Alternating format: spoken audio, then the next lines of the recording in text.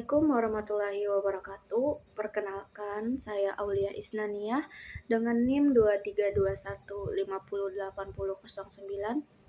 Saya dari program Studi Hukum Keluarga, Fakultas Syariah UINSI Samarinda.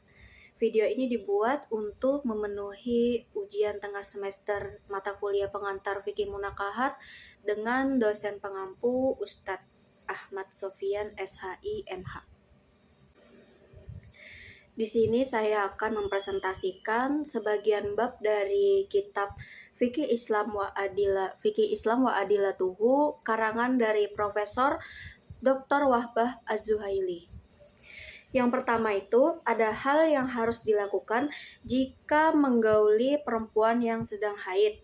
Di dalam kitab Fathul Qorib sudah dijelaskan bahwa perempuan yang sedang mengalami haid atau perempuan yang sedang haid itu tidak boleh disetubuhi oleh suaminya. Haram hukumnya jika suaminya menyetubuhi perempuan yang sedang haid itu. Dasar hukumnya itu ada pada surah Al-Baqarah ayat 222. Allah Subhanahu wa taala berfirman, "Dan mereka menanyakan kepadamu Muhammad tentang haid. Katakanlah itu adalah sesuatu yang kotor. Karena itu jauhilah istri pada waktu haid dan jangan kamu dekati mereka sebelum mereka suci. Apabila mereka telah suci, campurilah mereka sesuai dengan ketentuan yang diperintahkan Allah kepadamu. Sungguh Allah menyukai orang yang taubat dan menyukai orang yang menyucikan diri." Yang dimaksud di sini dengan menjauhi mereka itu adalah dengan tidak menyetubuhinya. Di dalam kitab Fikih Islam wa Adilatuhu oleh Profesor Dr. Wahbah Zuhaili dijelaskan haram hukumnya menggauli istri itu lewat jalur belakang atau mohon maaf anus.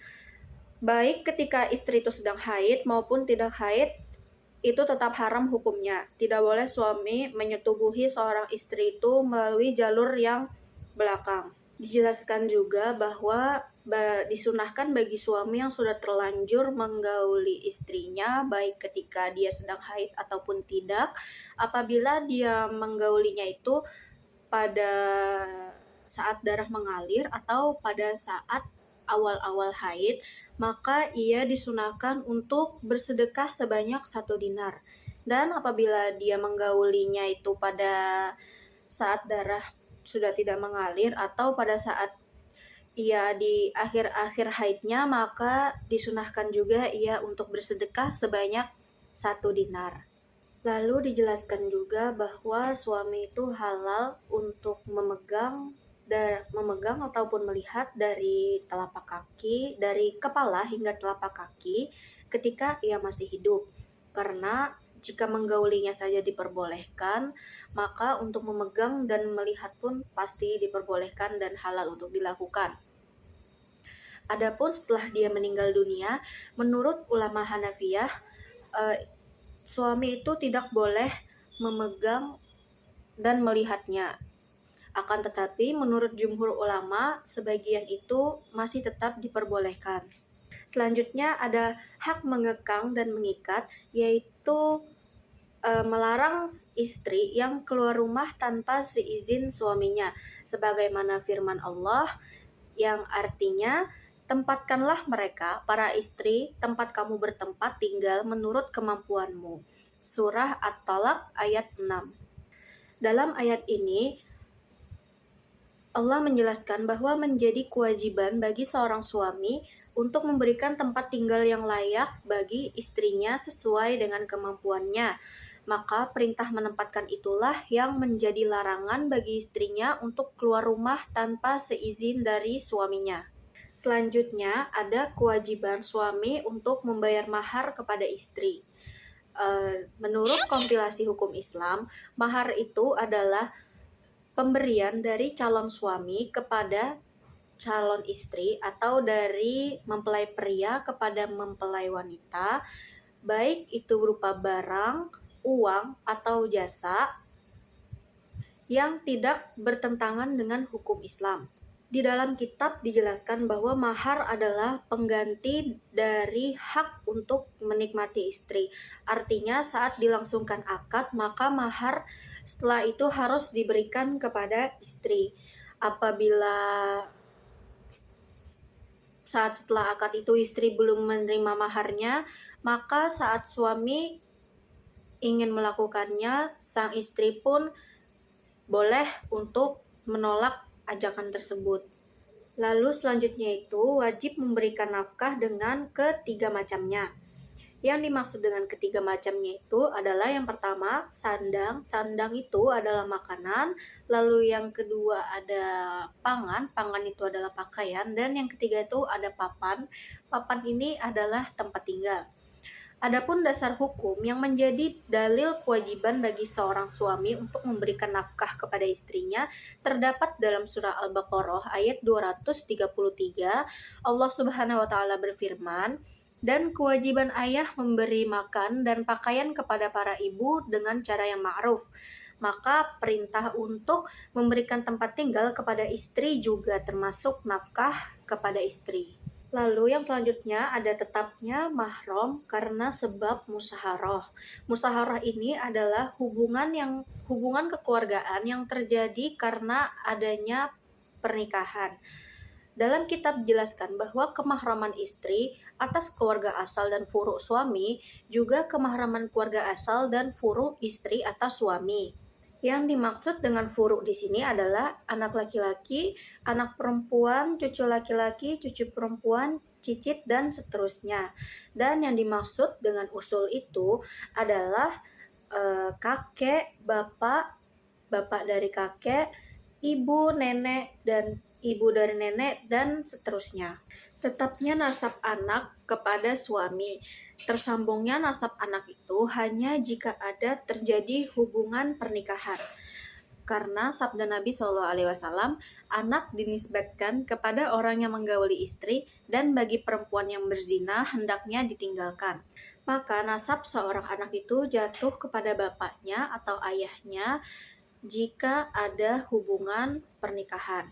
Selain itu, jika nauzubillah min zalik misalnya terjadi kehamilan di luar pernikahan, maka nasab anak itu jatuh kepada ibunya dan tidak mendapatkan nasab dari ayahnya serta harta warisan dari ayahnya. Selanjutnya ada kewajiban adil kepada para istri ketika berpoligami. Dalam kitab dijelaskan, jika laki-laki mempunyai istri lebih daripada satu, maka mayoritas ulama berpendapat wajib ia memperlakukan istri-istri tersebut dengan adil, baik dari nafkah, tempat tinggal, dan hak untuk bermalam. Oleh karena itu, Allah Subhanahu wa taala menekankan bahwa nikahi satu istri saja karena dikhawatirkan tidak dapat berlaku adil. Macam-macam pembagian giliran. Pembagian giliran ini tidak hanya berfokus kepada praktek jima atau persenggamaan, namun lebih ke waktu bermalam ke rumah istri-istrinya. Dasar hukum pembagian giliran bermalam ini ada pada surah An-Naba ayat 10. Allah Subhanahu wa taala berfirman, "Dan kami jadikan malam sebagai pakaian." Dalam tafsirnya dijelaskan bahwa maksudnya adalah ke tempat-tempat tinggal. Karena waktu siangnya suami itu adalah untuk mencari nafkah atau untuk menghidupi istri-istrinya, sedangkan waktu malam itu untuk dia membagi giliran bermalam kepada para istri-istrinya. Tetapi tetap dianjurkan juga untuk membagi giliran jima karena keadilannya akan lebih sempurna. Lalu selanjutnya ada pembagian giliran ketika ingin bepergian. Ulama Hanafiyah berpendapat suami tidak wajib melakukan pembagian giliran ketika ia ingin bepergian, tetapi dianjurkan untuk melakukan undian dan nama istri yang keluar itu nanti dialah yang akan ikut suaminya untuk pergi keluar untuk bepergian. Hal ini biasanya dilakukan agar menenangkan hati istri lainnya dan mencegah adanya prasangka buruk bahwa sang suami itu lebih condong kepada salah satu istrinya. Ulama Malikiyah juga sependapat dengan ulama Hanafiyah bahwa suami yang ingin pergi itu dapat melakukan undi-undian, tetapi hanya dilakukan jika ingin pergi beribadah kepada Allah, misalnya seperti ingin pergi umroh atau ingin pergi berhaji. Lalu suami juga berhak memilih istri yang ikut sekehendaknya saja tanpa ada undi-undian.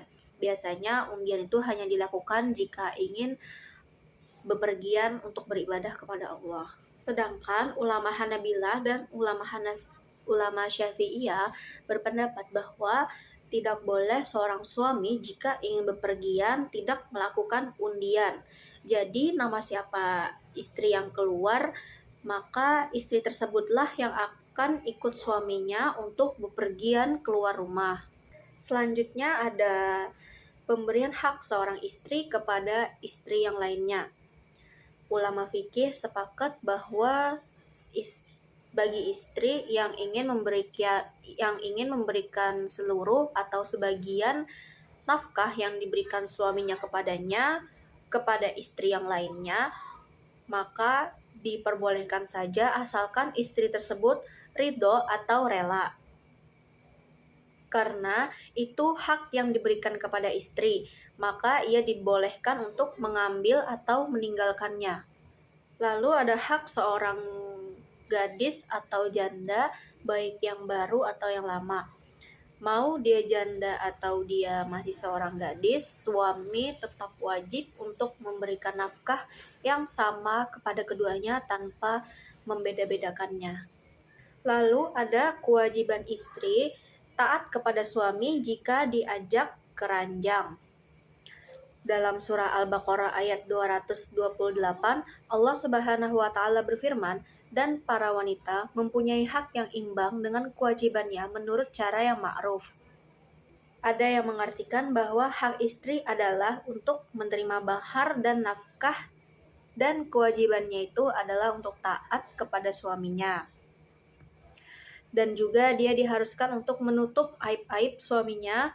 Lalu surah An-Nisa ayat 34 Allah Subhanahu wa taala berfirman, "Nasihatilah mereka dan pisahkanlah mereka di tempat tidur mereka dan pukullah mereka." Maksudnya adalah jika ada seorang istri yang tidak taat kepada suaminya, maka suami boleh menghukumnya dengan pisah ranjang atau dengan pukulan, tetapi pukulan yang ringan dan tidak menyakiti istrinya atau tidak menyakitinya.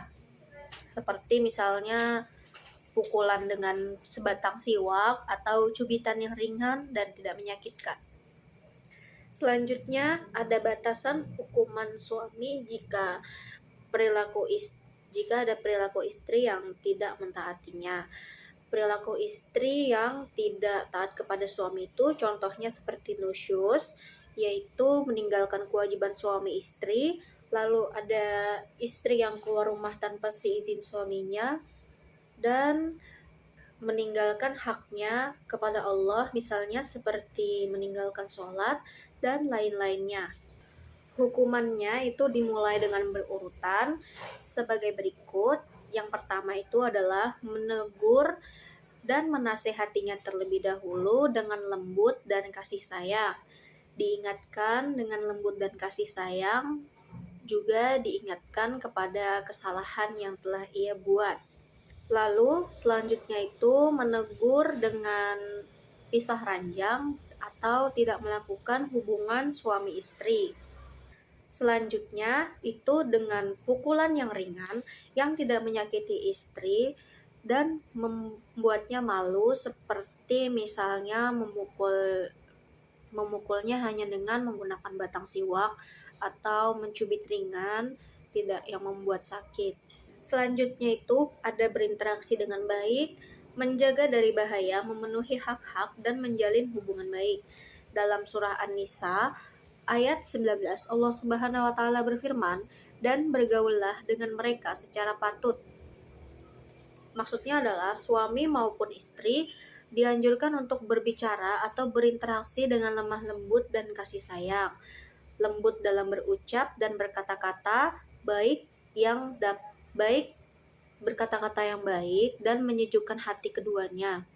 Di antara interaksi yang baik itu adalah melaksanakan hak suami tanpa menunda-nunda dan menggabungkan dua istri dalam satu rumah kecuali tanpa keridoannya atau kerelaannya. Selanjutnya, apakah berhubungan intim itu wajib? Menurut ulama Hanafiyah berpendapat, istri boleh meminta untuk berhubungan intim kepada suaminya karena kehalalan suami itu adalah hak untuk istrinya. Begitu juga sebaliknya. Jadi, apabila seorang suami atau istri meminta kewajibannya untuk melakukan hubungan intim, maka mereka wajib untuk memenuhinya. Lalu, ulama Hanafiyah berpendapat itu adalah suatu kewajiban jika tidak ada halangan, misalnya seperti istri yang sedang sakit atau istri yang sedang haid atau halangan, dan yang membuat istri atau suami tidak dapat memenuhi kewajiban tersebut.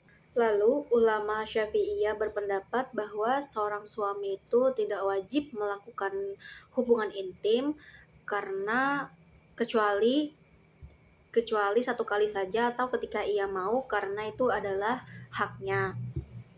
Dia juga diperbolehkan untuk meninggalkan hak tersebut. Yang menjadi faktor pendorong melakukan hubungan intim itu adalah karena syahwat dan kasih sayang. Maka tidak mungkin untuk mewajibkan hal itu, akan tetapi dianjurkan bagi seorang laki-laki untuk mengekang syahwat dan kecintaannya sama sekali. Lalu, ulama Hanabila berpendapat bahwa wajib bagi seorang suami melakukan hubungan intim setiap 4 bulan sekali jika tidak terdapat halangan. Karena jika jima setiap 4 bulan tidak diwajibkan, maka yamin al-illah atau sumpah karena meninggalkannya tidak akan menjadi wajib. Jika suami menolak berhubungan setelah masa 4 bulan itu atau menolak untuk bermalam, maka mereka berdua dipisah atas permintaan mereka. Kesimpulannya adalah jumhur ulama mewajibkan untuk melakukan hubungan intim dan menjaga harga diri perempuan. Akan tetapi menurut Syafi'iyah, melakukan hubungan intim itu tidak wajib, atau melakukan hubungan intim itu tidak wajib kecuali hanya sekali saja. Dan pendapat yang raja atau pendapat yang kuat itu adalah pendapat yang pertama. Selanjutnya itu ada melakukan azal. Mohon maaf, azal adalah mengeluarkan sperma di luar vagina. Para ulama sepakat bahwa melakukan azal itu hukumnya adalah makruh karena berhubungan intim itu merupakan sebab untuk mendapatkannya anak. Dengan dilakukannya azal, maka kesempatan untuk memiliki anak itu pun akan menjadi sirna. Di kalangan mutakhirin dari ulama Hanafiyah berkata ada beberapa sebab seseorang boleh melakukan azal tanpa seizin dari istri, seperti ketika sedang dalam perjalanan jauh, di dalam area peperangan sehingga dikhawatirkan akan keselamatan anak, atau karena istri berakhlak buruk sehingga ia ingin menceraikannya dan itu dilakukan karena takut akan terjadi kehamilan. Selanjutnya itu ada menggugurkan. Para ulama Hanafiyah berkata boleh menggugurkan kandungan sebelum berumur 4 bulan, biarpun itu tanpa seizin dari suaminya. Lalu para ulama Malikiyah itu berkata, jika rahim telah dibuahi sperma, maka tidak boleh untuk mengganggunya, lebih-lebih jika sperma tersebut telah berbentuk janin, apalagi telah ditiupkan ruh, maka apabila terjadi pengguguran atau menggugurkan secara sengaja, maka itu termasuk ke dalam pembunuhan. Lalu selanjutnya itu ada hukum pernikahan tidak lazim. Hukum pernikahan tidak lazim sama halnya dengan pernikahan yang lazim. Hanya saja baik suami maupun istri itu berhak untuk meminta pernikahannya dirusak atau dibatalkan. Dengan demikian, pernikahan tersebut masih dapat dibatalkan. Selanjutnya itu ada hukum pernikahan mauquf atau tergantung. Pernikahan mauquf itu sekalipun sah, akan tetapi tidak memiliki konsekuensi apapun dari pengaruh pernikahan sebelum dibolehkan oleh pihak yang berwenang.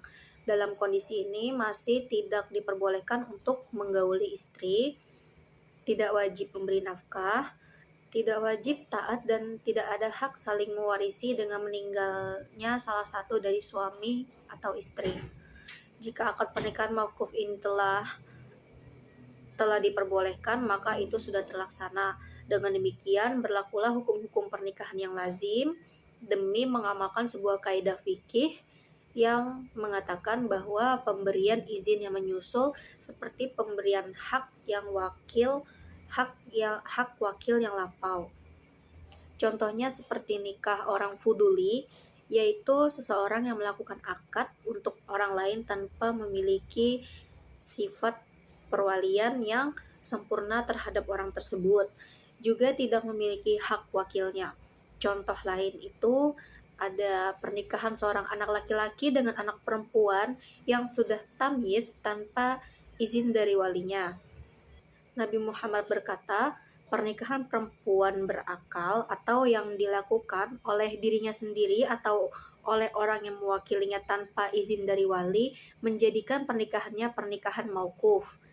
Jika telah terjadi persenggamaan sebelum adanya izin, maka itu merupakan sebuah bentuk kemaksiatan.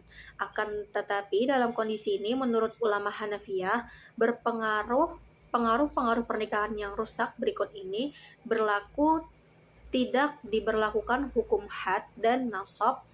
Paling sedikitnya menurut ulama Hanafiyah, pengaruh pernikahan yang rusak berikut ini berlaku, tidak diberlakukan hukum had dan nasab. Tetap kepada suami wajib memberikan paling sedikitnya mahar yang disebutkan mahar mitsli. Akan tetapi dalam pernikahan mauquf ataupun dalam pernikahan yang tidak sah, tidak ada iddah bagi seorang wanita sebelum pernikahan tersebut diberi izin. Pasal 52 dalam Undang-Undang Syria mencantumkan hukum-hukum pernikahan jenis ini. Hukum pernikahan mauquf sebelum adanya izin adalah sama statusnya seperti pernikahan yang rusak. Selanjutnya ada hukum pernikahan yang rusak dan macam-macamnya menurut ulama Hanafiyah. Pernikahan yang rusak menurut ulama Hanafiyah adalah pernikahan yang tidak memenuhi syarat-syarat sahnya pernikahan. Macam-macamnya adalah misalnya nikah tanpa saksi, nikah kontrak atau temporal, lalu ada menikah 5 orang sekaligus dalam satu kali akad, lalu ada menikahi seseorang perempuan dan saudarinya atau menikahi 2 saudara perempuan, lalu ada menikahi bibi dari ayah dan bibi dari ibu, juga menikahi istri orang lain tanpa sepengetahuan bahwa ia telah menikah. Lalu ada menikahi mahram padahal mengetahui akan ketidakhalalannya. Ini semua adalah pernikahan yang rusak menurut Abu Hanifah dan tidak sah menurut kedua sahabatnya, dan pendapat terakhir ini yang kuat. Pernikahan yang rusak tidak mempunyai status hukum sebelum terjadi hubungan intim. Demikian juga tidak sedikit pun konsekuensi pernikahan yang berlaku. Dalam pernikahan ini, hubungan intim tidak diperkenankan, tidak wajib memberi mahar dan nafkah kepada si perempuan, tidak wajib menunaikan iddah, dan tidak terjadi hubungan mahram sebab musyawarah. Tidak ada penasapan anak kepada suami, dan juga tidak ada hak saling mewarisi antara suami dan istri. Diwajibkan bagi pasangan suami istri ini untuk berpisah dengan sendirinya. Jika tidak dilakukan, maka perkara tersebut diserahkan kepada hakim agar dapat memisahkan mereka berdua, sebagaimana diperbolehkan diadakannya dakwah al-hisbah atau gugatan polisi syariah untuk menghindarikan adanya kemungkaran tanpa mendatangkan kemaslahatan pribadi bagi yang menggugat.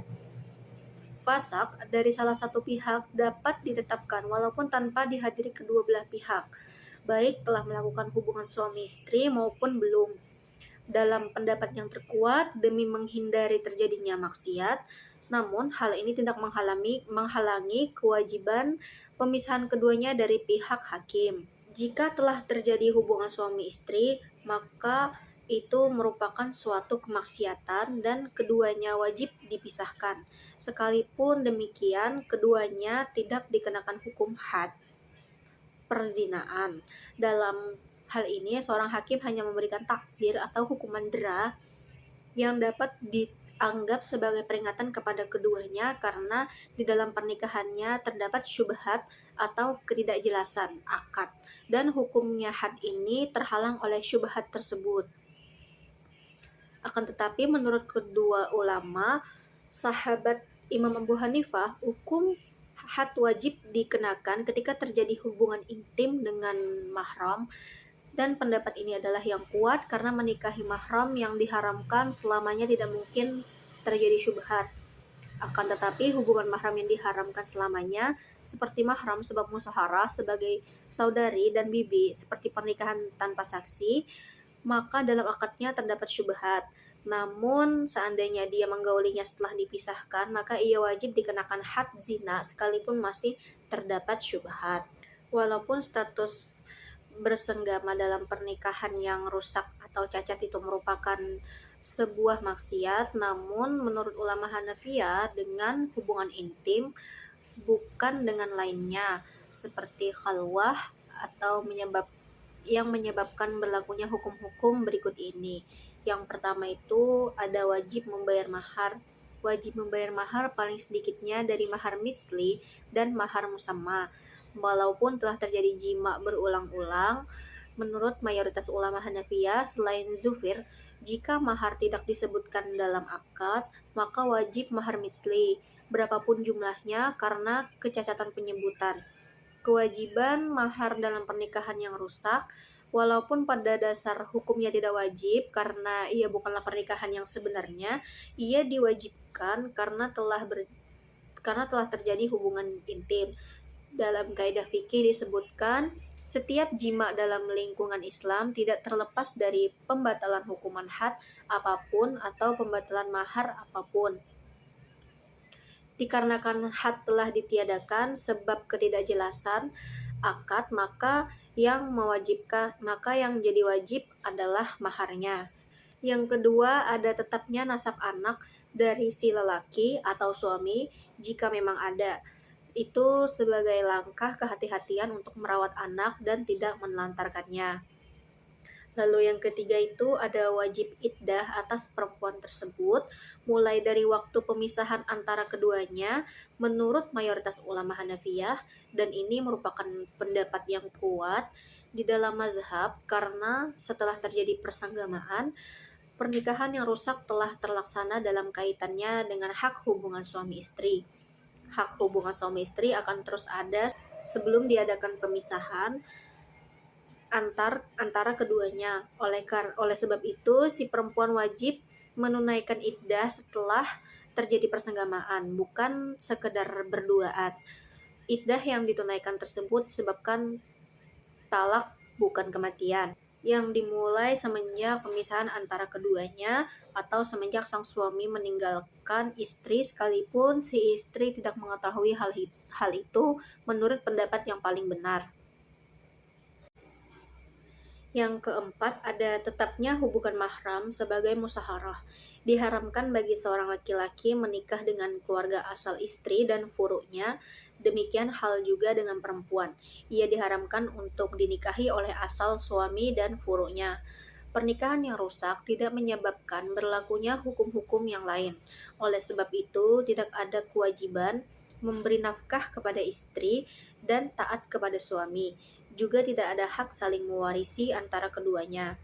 Pada pasal 51 Undang-Undang Syariah telah mencantumkan hukum-hukum pernikahan yang rusak.